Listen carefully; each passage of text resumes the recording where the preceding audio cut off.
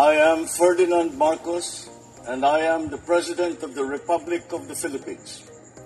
I stand today on behalf of 110 million Filipinos. Everyone, hello universe, it's me again. Shoutout sa inyo mga kababayan. Hello sa mga Marcos loyalists and supporters, Filipino and OFW. Ayan, mayroon tayong breaking news mga kababayan. Kilala nyo naman siguro yan, si dating congressman na Tebes, At alam din po natin ang kinasasangkutan nito ng kaso na kung saan siya po ang mastermind sa pagpatay itong si dating gobernador, na si Digamo. So dahil dito mga kababayan, basahin ko po sa inyo sabi po ng News 5. Ayan, medyo mainit-init pa. Ipa-deport na si Tebes, ipa-deport na ang dating kongresistang si Arnolfo Tebes Jr. pabalik ng Pilipinas ayon sa pahayag ng gobyerno ng Timor-Leste. Hawak na ng autoridad ng Timor-Leste si Tebes matapos siyang arestuhin sa kanyang tirahan sa kabisera ng bansa na ang abogadong si Attorney Ferdinand Topacio. Si Tupac pala ang ang abogado nito. Ayon sa Timor-Leste government, walang valid visa si Tebes at kanselado na ang kanyang pasaporte. Agay, ayan na nga mga kababayan, ang hinihintay ng lahat. Walang valid visa, kanselado na ang pasaporte. Ito na ang hinihintay ng Pilipinas mga kababayan. This is it. Talaga naman Ayon sa Timor-Leste government, walang valid visa si Tebes at kanselado na ang kanyang pasaporte.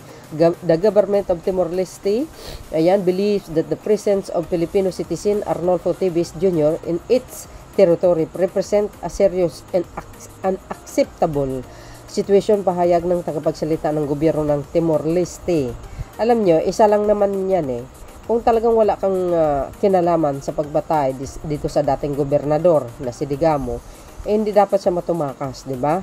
Ito lang po ang minsan ang sakit ng mga tao pag nasasangkot sa anomalya o sa krimen na kanilang nagawa. Yung tumatakas sila ba? Nagtatago sa ibang bansa. So ang akala nila ang bansang Pilipinas walang kakayahan para pauwiin sila. Maraming kaparaanan yan mga kababayan either through Interpol or siyempre hintayin ma-expire ang kanyang pasaporte, di ba?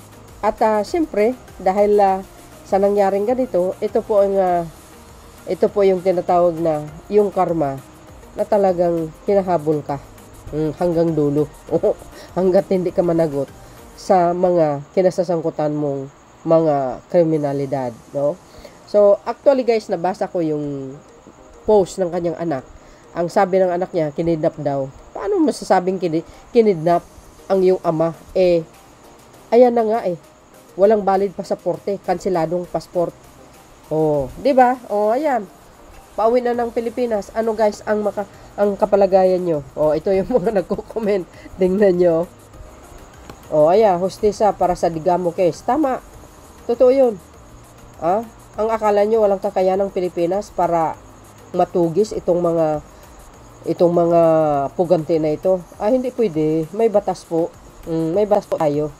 At kayang-kayang pauwiin ng Pilipinas. Pero dahil sa ganitong mga issue na kinasasangkutan niya, dapat panagutin niya po yun. For sure, si General Torre si General Torre na naman ang sasalubong dito mga kababayan. O kaya susunduin po siya.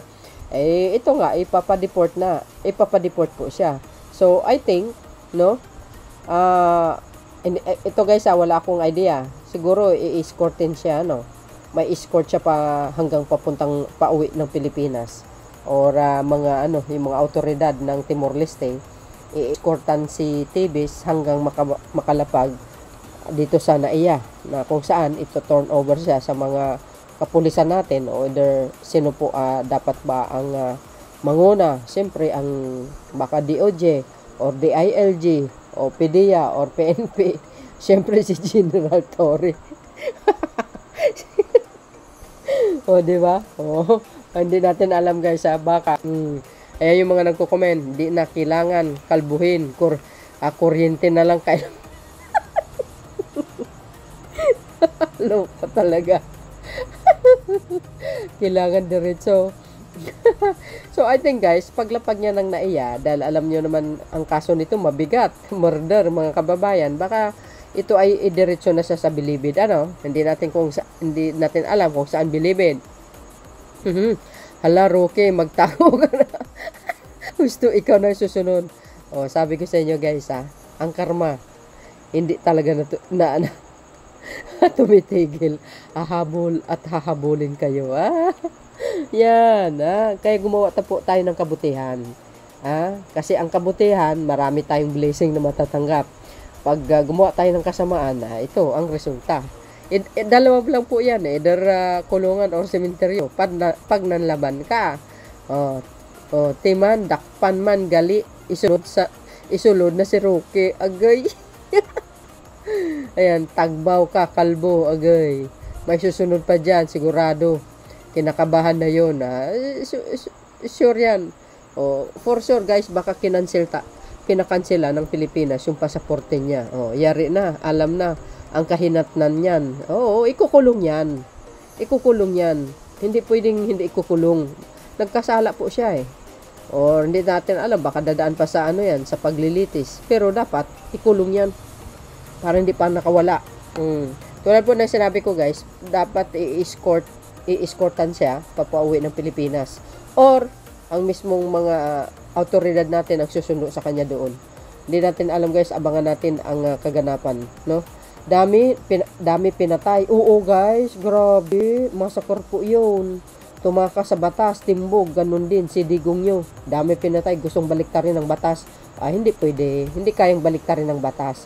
Baliktarin mo mama ng mundo, ang batas hindi mo kayang baliktarin. Lalot yung nakaupo sa Malacanang, alam niya kung ano ang batas. So, di ba? Hindi po pwede. Kung siya nakaupo, yan, mahilig siya dyan mahilig mong baliktad, makakamit na ang hustisya ng mga biktima. Tama. Yun lang po si Gobernador Digamo ay yung dares na pinagpapatay nadamay. Biro nyo yun, bring him home, kalbo. Agay. Naway magkaroon na ng peace ang naulilang pamilya. Oo, tama. Welcome home, kalbo. Yari. Mukhang welcome back na. Hindi. Sure na po yan. Pag yan ay pinahayag ng Timor-Leste, wala na po siyang visa, di natural. Uuwi talaga yan. Mayroon po siyang video guys, na hinuli talaga siya. Hindi ko na po ipinakita kasi minsan hindi po tinatanggap talaga ni YouTube mga kababayan. You can hide. Kalbo, uwi ka na. You can run but you cannot hide. Ika nga, inubos na pera niya ng Timor-Leste. Yung number 1 kalbo, malapit na din yung tapos na ang bakasyon mo, uuwi ka na.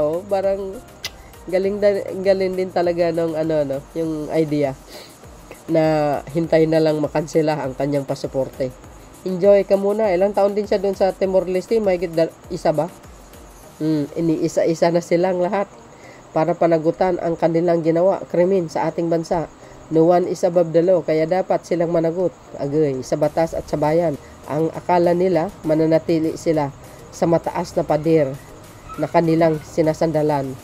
Mali po kayo. Mali sila. Ayan tuloy. So yun guys, ano po ang kapalagayan nyo? Sa tingin nyo kaya, sino po ang susunod? Agay. So yun guys, ang aking pinaka-latest updates. See you again on my next upload video. Bye and babush. God bless Philippines.